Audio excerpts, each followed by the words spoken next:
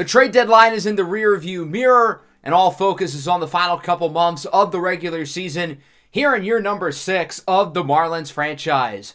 We went through the trade deadline and we went through the process of signing our draft picks in the last episode, along with kicking off the start of August, and we're in an interesting situation. We just lost 3 of 4 against the Phillies, who are our main competition within the NL East. And we've had some big performances this month, multiple games of double-digit runs, but we've also been a little bit inconsistent to start August, hence how the Phillies have been able to tie us with, obviously, the Mets and the Braves still very much in the running as well. The NL West is pretty similar to us in terms of talent, with the Dodgers and Giants battling and the Padres right in the race as well, while the NL Central is a beautiful mess where nobody really deserves to make the postseason. The American League, just like it's been over the past few years, is not as good as the NL. The Astros and Guardians are the clear best teams here, and the Minnesota Twins are really the only team close to them. We do have a really tough schedule here in August, which should make things pretty interesting. In the trade deadline, we made a handful of moves, acquiring Luis Rengifo from the Cardinals, a switch-hitting infielder who mashes left-handed pitching, which is something we've needed quite a bit. We also picked up Josh Bell off of waivers from, as well, ironically, the St. Louis Cardinals. He'll be able to provide us a strong veteran bat off the bench who should be able to give us some good pinch-hitting opportunities along with spot starts.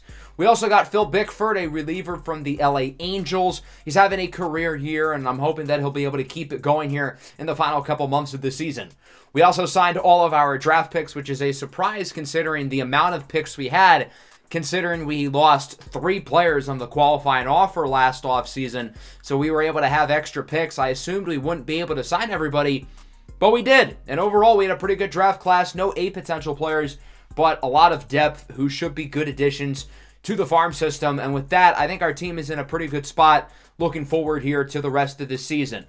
Our offense is really led by our star power. Jazz Chisholm, Isaac Stu, and now even Woody Landry have all put themselves in the conversation for the National League MVP. We've had inconsistencies from other players, so it's really about the consistency of the rest of the lineup that we're going to need to be strong over the next 2 months. The same can be said with the pitching. Edward Cabrera looks like he's going to be the NL Cy Young again, but we need more consistency from the rest of the rotation and the bullpen. Right now, I think it's a 5-way race for the NL MVP, and I think 4 of the candidates are on our roster, with Isaac Stu, Jazz Chisholm, Woody Landry, and I don't want to forget about Edward Cabrera, who last year swooped in right at the end to win the NL MVP. We've got the top 3 guys for the Hank Aaron Award. Khalil Watson is also 3rd for Rookie of the Year. I feel like he should be in 1st. He's been more impactful than the top 2 guys here. His offensive stats are very similar, and he's been a lot better defensively. His WAR is a full point higher than both Mondesir and Clifford. So let's take a look at our gauntlet of a schedule here in August. We start off at home against the New York Yankees, who are pretty solid. Then we have the Astros, who are the best team in the AL. You think that's tough. We head to Dodger Stadium to face off against the Dodgers, who have the best record in the National League. Then we play the Padres, who are no slouch. And we have 2 games against Tampa Bay, who, as we know, obviously are really good. They beat us in the World Series last year. And I want to play this first game against the Yankees in specific for one obvious reason.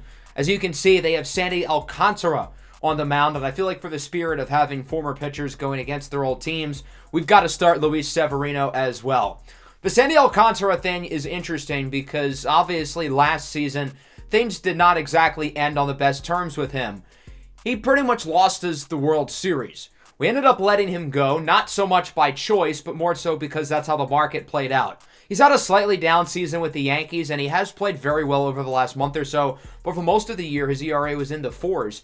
And I think in hindsight, we did the right move by letting him walk and not overpaying compared to what some of the other teams wanted.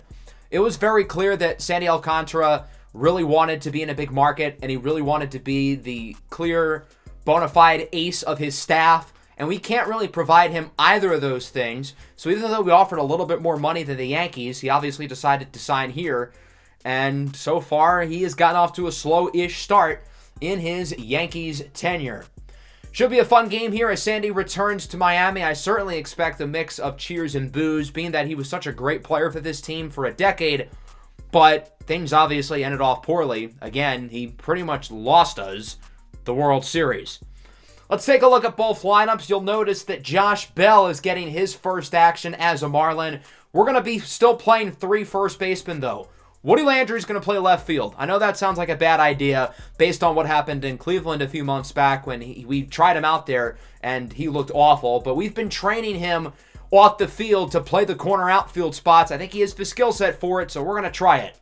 Luis Severino, the former Yankee, on the bump for the Marlins. Unlike with Sandy, this is definitely not Severino's first time against the Yankees. He has spent the last 4 seasons on New York's arch rival, the Boston Red Sox, so he's played against this team a number of times. As Oswald Peraza leads the game off with a single into left, there's Woody Landry with a rocket over to second base. The reason why I think Woody's going to be a good corner outfielder is he's got a great arm, and I feel like his skill set is kind of being wasted at first base. Anthony Volpe hits this one well into the gap. Alcantara going to make the tough play, and he holds on. Nice job by Kevin Alcantara to quickly head over to that ball. His range out in center field is really solid. Here's Aaron Judge, the big man, with a grounder up the middle. Luis Rengifo looks to make the play. He gets it to Jazz. Over to Stu. 4-6-3, inning-ending double play. As we go into the bottom of the first and we take a look at the former Marlin, Sandy Alcantara, who spent 10 seasons here with the Marlins, and he was a great pitcher for this team, an ace for much of that stretch, won the Cy Young in 2022, but obviously things ended off kind of poorly. In Game 6 of the World Series, on the first play of the game, he took a comebacker off of Randy Arozarena, had to be taken out of the game. We had him pitch in Game 7 out of the bullpen despite being banged up, and, well, he allowed 5 runs en route to us losing.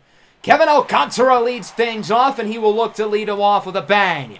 That one goes off the wall, and it'll go for a double. It's an Alcantara on Alcantara crime. No relation between the 2 former teammates as the Marlins get a runner in scoring position to kick off the game. Here's Isaac Stu, leads all qualified players this year in batting average at .343. Showing it there with a single into center. Alcantara will score, and it's 1-0 Marlins. Isaac Stu really should not have swung at that pitch. It was way low, but he's just such a good offensive player that he's going to make it work. And Miami is on the board first. Woody Landry now up the middle. Base hit. The Marlins offense looking good so far. Marlins fans are getting bad flashbacks to Game 7 of the World Series, the last time that Sandy pitched here in this stadium, where, again, as we know, he got absolutely rocked. Jesus Sanchez draws a walk, and the bases are loaded. Oh, dear God, that means the inning's over. That'll bring up Josh Bell. His first at-bat as a Marlin has quite the opportunity, and it looks like he'll come up big. Single into center, 1 run scores, 2nd run looking to join. It's a 2-run single for Josh Bell, and the Marlins lead it 3-0.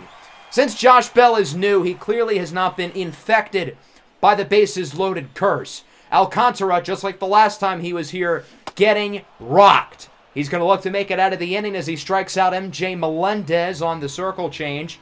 That'll bring up Luis Rengifo with a full count and runners on the corners, and he goes down on the circle change as well.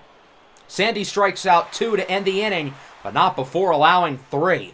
The Butterflies of coming back to Miami clearly showing here for Sandy Alcantara as it's 3-0 after the first inning. Into the top of the second, Gavin Sheets with a liner into left field. That'll go for a base hit. Woody Landry getting to that ball fairly quickly. It seems like he knows what he's doing out there so far. Gleyber Torres up the middle, right to short. 6-4-3. Double play, and the Marlins get themselves a double play for the 2nd consecutive inning. Bottom 2, Alec Bohm getting the start today with Jacob Berry's demotion into AAA. And that ball's got some carry. It's gone! Solo home run for Alec Bohm, his 5th of the year. And the Marlins add to the lead as it's now 4-0. It's obviously been a disappointing season for Bohm. Good to see him making a play. And Sandy Alcantara's rough start continues. Kevin Alcantara strikes out on the sinker. Alcantara has been able to strike out a handful of guys so far, but whenever the Marlins have gotten to put the bat to the ball, they've been generally successful. Case in point, Jazz Chisholm into right. Aaron Judge cannot make the play as it rolls all the way to the wall. Jazz has got to be thinking 3. He is going for a triple, and he is out of there! The Marlins choose to be aggressive on the bases, and it backfires. Good defense by Judge, and then the cutoff man at second. Isaac Stu, another low pitch and another base hit into left field for a single. I guess Isaac Stew's good at hitting the low stuff as the Marlins add another hit to the tally. They're already at 7. That'll bring up Woody Landry 2-2, and he strikes out on the circle change. So Sandy Alcantara has 4 strikeouts today, but he's also allowed 4 earned runs, including a homer by Alec Bohm to add to the lead. Oswaldo Cabrera leads off the top of the 3rd with a base hit into right field. The Yankees have been able to get a couple base runners so far, but they've all been out off of double plays. The catcher, Lorenzo DeCilio, strikes out. That'll bring up the Martian, Jason Dominguez, who is out of this world. His batting average really in this world, though, at right around 200 as he grounds into another inning-ending double play. 3 scoreless for Luis Severino. As we go bottom 3, MJ Melendez up for the Marlins, and he skies this one high and pretty deep into left field. Cabrera at the track, at the wall, it's gone! Another home run for the Marlins, this time by MJ Melendez, his 21st of the season, and it's now 5-0. Sandy Alcantara's struggles continue.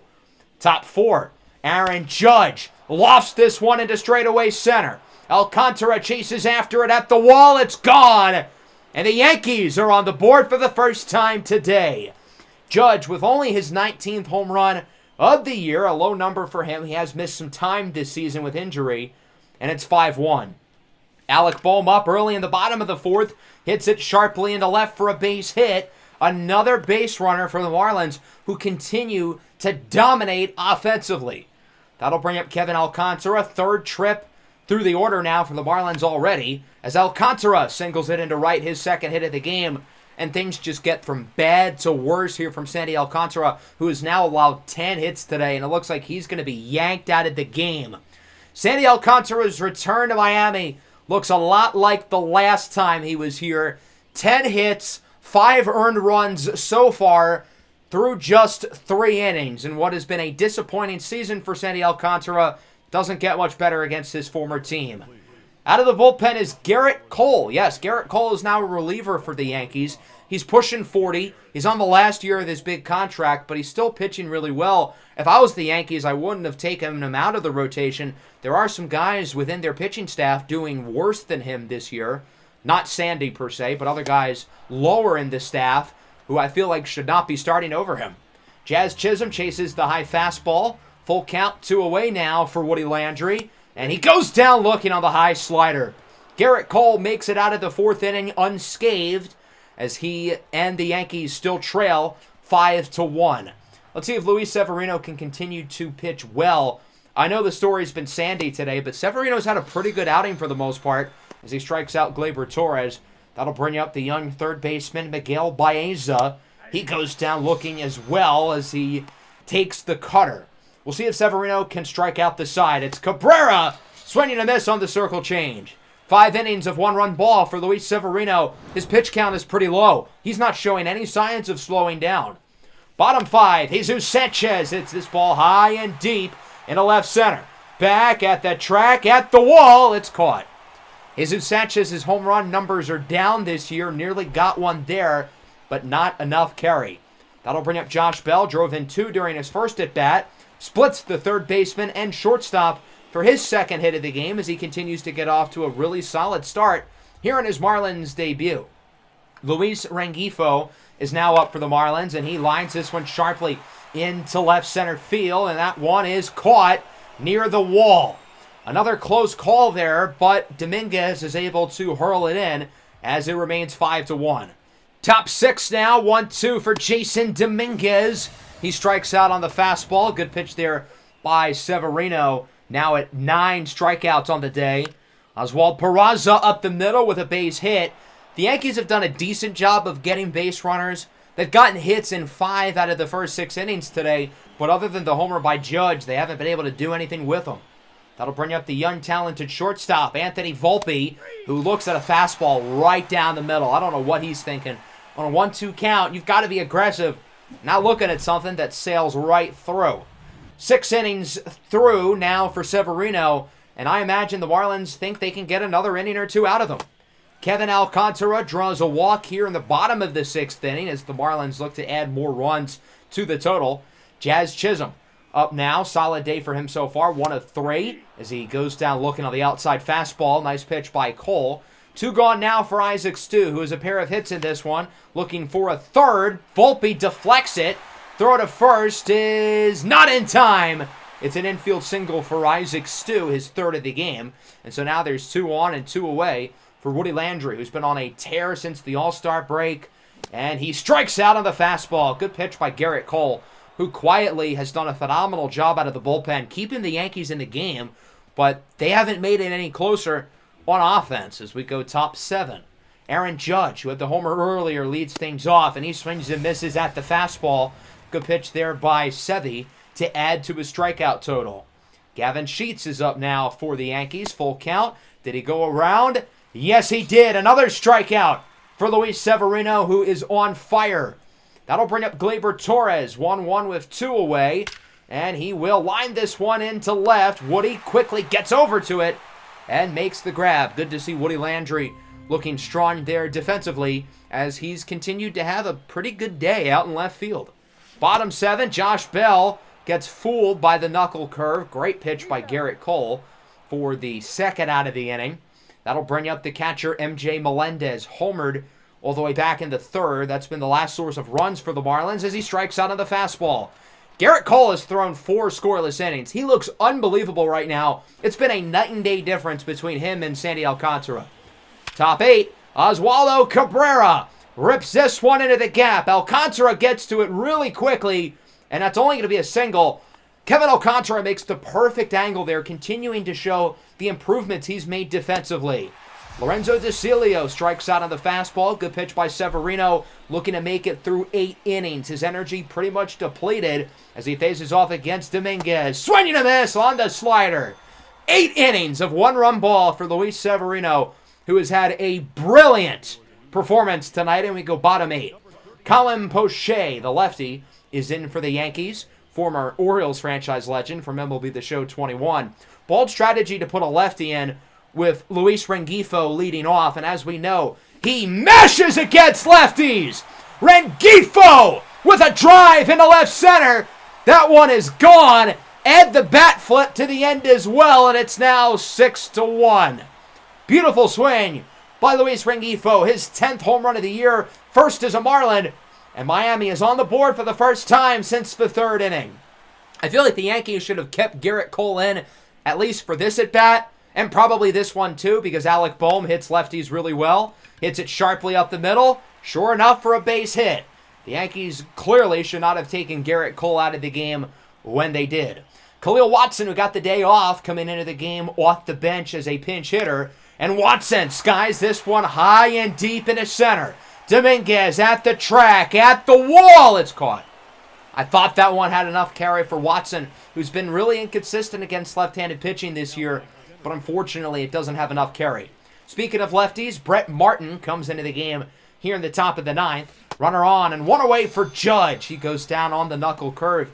Got him swinging out of his shoes. And now the game comes down to Gavin Sheets, who went around, and that'll do it. The Marlins take game 1 of a 3-game set here at home against the Yankees by the final score of 6-1. The Sandy Alcantara return gets spoiled by a big game from the Marlins offense, who dominated early in this one. The Yankees just didn't get a lot going. 3 hits from Oswald Peraza, home run from Aaron Judge, and that's really about it for them offensively. Luis Severino did a phenomenal job against his former team. Sandy Alcantara really struggled. 3 innings, 5 earned runs, 10 hits. Him and Garrett Cole, it was completely different. Once Cole came into the game, we couldn't hit the ball. That's got to clearly say something about Sandy Alcantara. The offense did really well early, got a ton of base runners throughout the game. 3 hits for Stu, 2 for Bell, homers for Rengifo, Boehm, and Melendez. But the real star of the show was Luis Severino, who was brilliant. 8 innings, 6 hits, no walks, 1 earned run, and 11 strikeouts against his former team. A dominant game from Severino, who really seems to be getting more consistent as the year goes along. And I'm starting to get more and more confident in him as a guy who can hopefully start games in the playoffs for us. So a good start to the series there. We will wrap up this homestand with 2 more games against the Yankees and then 3 against the Houston Astros, who are obviously really good. That's going to be a major challenge. And sure enough, we won all 5 games. 6 in a row as we sweep the Yankees, we sweep the Astros, including this game where we won 10-6. The offense again dominating early with another great start by Luis Severino. I'm going to play the first game of this Dodgers series for one reason and one reason only.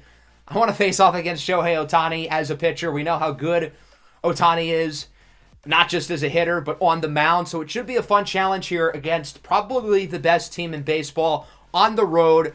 We have to make the travel across the country to the West Coast for 6 games, not just against the Dodgers, but a little bit south as well for 3 games in San Diego against the Padres. The Dodgers are kind of a weird team to me because on one hand, yes, they had the best record in the league. They have real star power with Shohei Ohtani, O'Neal Cruz, Mookie Betts, who is getting the day off. But the rest of their roster, at least in terms of the position players, is a little bit lackluster. Other than Ryan McMahon and maybe Anthony Santander, none of those guys are all that spectacular.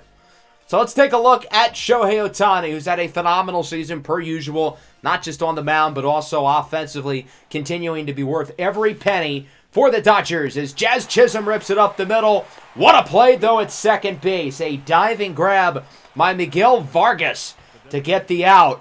Jazz Chisholm not quite able to get to first in time. That'll bring up Isaac Stu, whose average continues to climb. It's now over 350. As he sends this one down the opposite field line, it'll roll all the way to the wall, and it should go for extra bases. The National League batting average leader is into second with a double, and the Marlins get themselves a runner in scoring position as they look to put themselves on the board first. That'll bring up Woody Landry, who's brought the average all the way up to 305. Has a full count, and he will strike out on the fastball. Good pitch by Ohtani, and the Marlins do not get anybody as they leave a runner aboard. Let's take a look at Casey Mize, who's had some good moments this year and some bad moments. He's had a pretty down month of August, but overall has been pretty consistent this year as our number 2 starter behind Edward Cabrera. He'll face off against Miguel Vargas, who's been solid this year, hitting close to 300 as he rips this one into the right center gap. That'll go for a base hit, and the Dodgers get a runner aboard here in the bottom of the first as they look to strike first with the heart of the order due up. That'll bring up the former NL MVP, O'Neal Cruz, who crushes this ball into the gap. It will one hop off the wall, stays in the park, which proves to be a blessing for the Dodgers. Instead of a ground rule double, it's a triple for Cruz. The speedster is safe at third. Run scores, obviously, and it's 1-0. That'll bring up Shohei Ohtani, and the Marlins are not playing any games. They will intentionally walk him. So now there's runners on the corners. It sets up a force out at second. The former Marlin, Anthony Santander, strikes out. He's hitting 308. Yes, Anthony Santander, he's really changed his game to be more of the contact guy. Ryan McMahon strikes out as well, and Mize gets through the inning, only allowing 1. I feel like that could have gone a lot worse. Top 2, Kevin Alcantara went around, apparently. He very clearly did not. That should have been a ball 4, but he does not get the call. That'll bring up Luis Rengifo with a full count, and he skies this one high and deep in right field, but it will be caught. 2 pretty strong innings for Shohei Ohtani as it remains a 1-0 lead in favor of the Los Angeles Dodgers. Let's go to the bottom of the second. Ronald Guzman leads it off for LA, and he chases the low splitter for strike 3. Jose Azocar is now up for the Dodgers, and he goes down looking on a curveball right down the middle. You've got to take that pitch. I don't know what he's waiting for. James Wood getting the start. He quietly has been playing really well as of recent, earning more playing time. He's got a big strike zone being 6'7", but he'll draw a walk, and the Marlins get one of their fastest base runners aboard to start the inning. Brian De La Cruz is up, hits it up the middle. That'll go for a base hit. And now the offense is starting to make things happen. They've got a pair of base runners here. The best 3 hitters are due up. Jazz, here's Stu, and then Woody Landry. 1-2, 2 away for Stu with 2 runners on base. And he strikes out on the high fastball. He got fooled, expecting it to be an off-speed pitch, but it kept coming fast. Pause. Whoa. As it ends up being a high fastball. Bottom 3. Cannon, Smith, and Jigba with a single into right. I don't know why they have Cannon, Smith, and Jigba at the top of the order. He's hitting less than 200. And for those wondering, yes, this is the brother of Jackson Smith and Jigba as he's aboard to second with a stolen base. So Cannon Smith-Njigba's in scoring position for Shohei Ohtani with a full count, and he draws a walk. Casey Mize does not want to give him anything good, and I can't really say I blame him. 2 on, 2 away for Tony Taters, who's behind in the count, 1-2. The former Marlin swings and a miss on the slider. Good pitch there by Mize to get through the third. Started a little bit slowly, but I feel like he is starting to get a little bit more comfortable as it remains 1-0 and we go top 4. Woody Landry is up for the Marlins, and he gets plunked by Ohtani. So the Marlins get a base runner on. Woody Landry, believe it or not, leads the Marlins in stolen bases. That'll bring up Kevin Alcantara, who goes down on the 97-mile-an-hour inside fastball. Great pitch there by Ohtani. The catcher, MJ Melendez, is now up for Miami. He's got a full count, and he takes a walk as well. So Shohei Ohtani hits a batter, walks a batter, and now there's 2 guys aboard for the third baseman, Luis Rengifo, with an opportunity to potentially break the game open. He hits this ball high and deep into right field. Back at the track, at the wall, it's gone! A 3-run blast for Luis Rengifo. And the Marlins lead it 3-1. His 11th home run of the year, his second as a Marlin. The first one, obviously, being in the first game we played today against the Yankees. James Wood looking to join in on the fun. This one is high and deep in right center. At the track, at the wall, it's caught. Not quite enough carry there for Wood. That ball was flying up, and then it went down super quickly with just not enough carry. Khalil Watson singles here with 2 away, and so the Marlins get themselves a base runner for the top of the order. Brian De La Cruz, who got a hit in his last at-bat, and this time he pops it up over to first base, and it will be caught. But a very successful inning for the Marlins as they score 3 with a 3-run blast by the new addition, Luis Rengifo. Bottom 4, Casey Mize looking good as he faces off against Jose Azocar, and he rips this one into the gap. Wood certainly will not be able to get to this one quick enough as it goes over the fence for a ground rule double, and the Dodgers get a runner in scoring position for the catcher, Diego Cartaya, who strikes out on the fastball. Casey Mize is not a strikeout guy, but for whatever reason, he seems to strike out guys at a high rate in the games that we play. Top 5, Isaac Stu is up with 1 away for the Marlins. He is ahead in the count, 3-1. Got a base hit earlier today, and he will take a walk. That's a tough pitch to lay off, especially being ahead in the count. I know he wanted to be aggressive, but he lays off, and that decision proves to end up being correct. Full count here for Woody Landry, and he rips this one into right field, and that one will bounce off the wall over the head of Azocar, and it'll go for a double. 2 runners in scoring position and a real opportunity to add to this lead, and the Dodgers will not have Shohei Ohtani stay in the game. Showtime was looking strong early, but in the 4th he allows a few base runners. Luis Rengifo hits the dinger. Now he allows a few more base runners in the 5th, and they don't trust him to get out of it. Instead, they're going to go with Brad Keller. I get that Ohtani hasn't been great over the last couple of innings, but I feel like you still got to trust him over, say, Brad Keller. If it was one of your better relievers, I would kind of get it, but not really with Keller. Kevin Alcantara flies into the right. It is caught. Runner looks to score off the tag. Close play. He is safe. A successful sacrifice fly for Kevin Alcantara. That'll make it 4-1. The other runner advances to third, so a base hit here from MJ Melendez should have no problem driving him in. And that's exactly what he does. Single up the middle into center, and both runners score. Those will each be earned runs off of Ohtani, and it's 5-1 going into the bottom of the 5th. Cannon Smith-Njigba with his second hit of the game as this one goes into the opposite field. For a leadoff man who's not hitting 200 this year, he's off to a pretty good start in this game as the Dodgers have a runner in scoring position with nobody out. That'll bring up Miguel Vargas. He's ahead 2-1. Hits it sharply, and Woody misplays it. It goes up and over him, and that'll score Smith-Njigba as it's now 5-2. They're going to rule that a base hit instead of an error, which is wild to me. Woody Landry's got to make that play. That'll bring up O'Neal Cruz, who strikes out on the fastball. Big pitch there by Mize, looking to get back into a rhythm. Now against Ohtani, who has walked twice today, rips it into right, over the glove of Wood. That'll go for extras. Now the original runner did not think that ball was going to drop. He assumed it would be caught. So because of that, he's out at third. It is still a double by Ohtani, but Miguel Vargas is tagged out at third. Good job by Wood. and then the cutoff man at second. So now Anthony Santander needs a base hit to drive him in, but a walk works just as well. 2 on, 2 away, tying run is up, and it will not be Casey Mize in to pitch against Ryan McMahon. This is a similar situation that we had with the top half of the inning with the Dodgers. The only difference is we're actually putting an all-star reliever into the game with Camilo Doval. Do you trust Casey Mize, who's at like 100 pitches, to get this out? Or do you trust Camilo Doval? I think the answer is pretty easy. So 2 on, 2 away, and a 1-2 count for Ryan McMahon.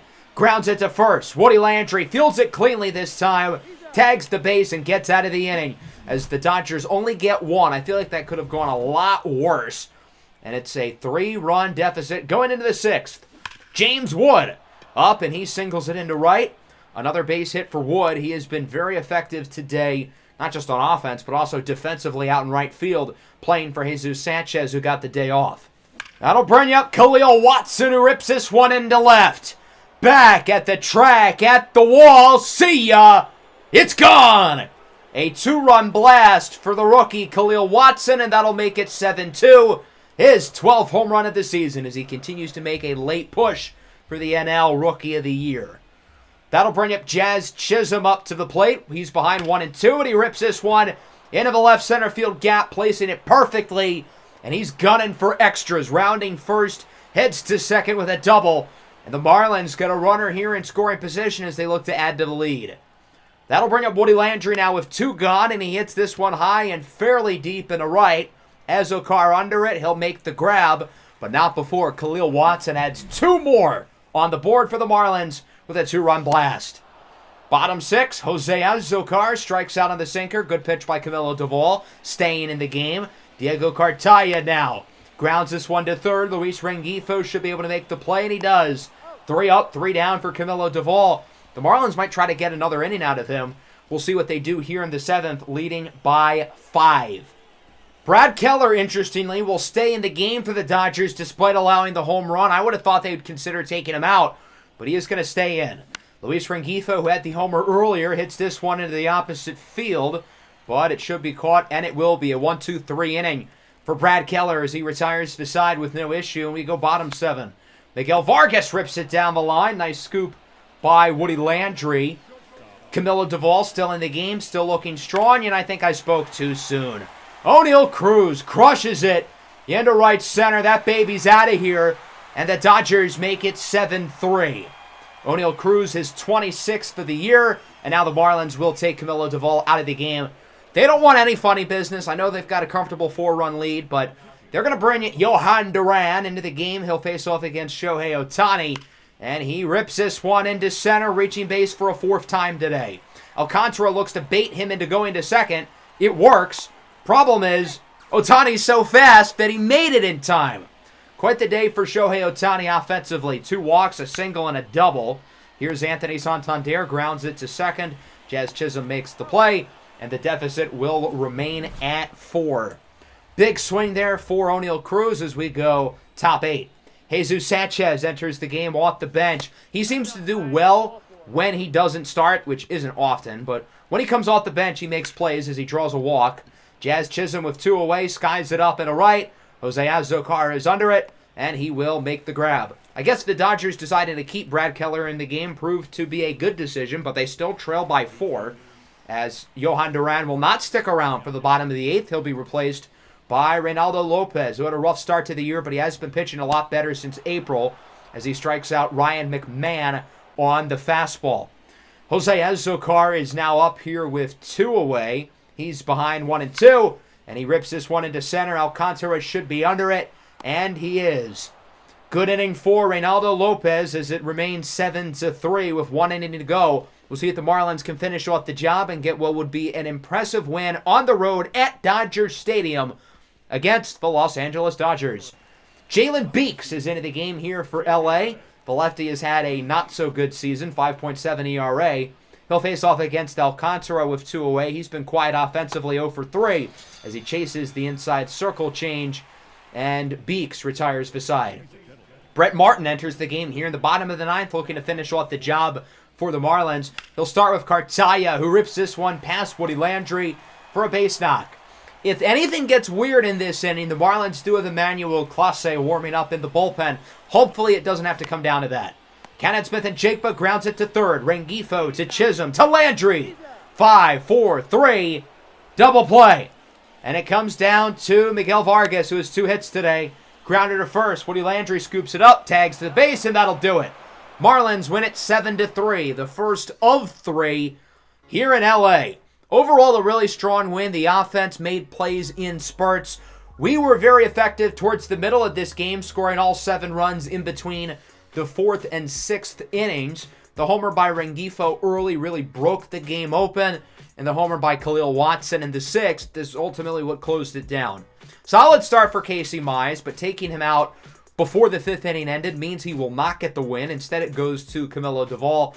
Overall, the pitching was solid. The Dodgers' offense wasn't horrible, though. They got more hits than we did, but they just didn't do enough with those hits. Ohtani played well. Cruz had the homer and a triple. Miguel Vargas played well, but everybody else kind of disappointed, while Shohei Ohtani did not have a great day on the mound. The Marlins have now won 7 in a row, and we'll see if we can keep it going over the next week or so as we get through the West Coast trip against the Dodgers and the Padres, and then we've got 3 at home against Washington. We ended up doing fairly well, going 5-3 in the games we simulated, winning 2 out of 3 in all 3 series. The most notable performer was by far Edward Cabrera with 2 complete games. Against San Diego, he throws a complete game shutout, allowing just 3 hits. And then against the Nationals, he allows an early homer, but just 1 more hit the rest of the way, going back-to-back complete games. And that's impressive for a guy who has only thrown 4 complete games before that in his entire career. I think it's fair to say he has closed out the Cy Young race unless he completely falls flat on his face in September, which, knowing him, I don't anticipate will happen. Despite the fact that we played really well today, we've barely made up any ground in the division. The Mets have played even better. They're only 1 back, while the Phillies are only 2 back. The Braves have kind of slowed down, not so much because they're playing poorly, albeit they have lost 6 in a row, but it's more so because the other 3 teams have played so well over this month.